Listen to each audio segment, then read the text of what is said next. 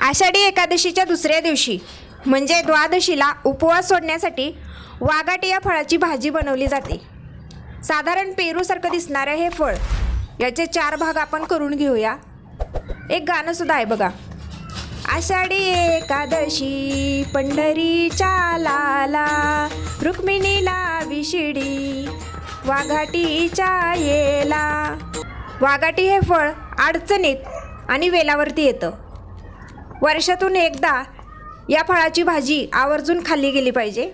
आपलं सगळं कापून झालंय, स्वच्छ धुवून आपण हे उकळत्या पाण्यामध्ये शिजवायला टाकूया। 5 ते 6 मिनिटांमध्ये आरामात हे शिजून निघतं। शिजून झाले, आपण आता ते काढून घेऊया आणि त्याच्यातल्या बिया सगळ्या काढून टाकायच्यात, नाहीतर भाजीला कडवटपणा येतो। चांगलं शिजल्यामुळं त्याचे तुकडे आरामात निघतात। याला गोविंद फळ असं सुद्धा म्हणतात। जुने जाणकार म्हणतात की हे फळाची भाजी खाल्ल्यानंतर 6 महिने कोणताही आजार होत नाही। पण खरंच वर्षातून एकदा ही भाजी खाल्ली गेली पाहिजे। आता आपण फोडणी द्यायला घेऊया। तव्यामध्ये मी 1.5 पळी तेल टाकले आणि एक मोठा कांदा चिरलेला, कोथिंबीर याच्यामध्ये टाकूया।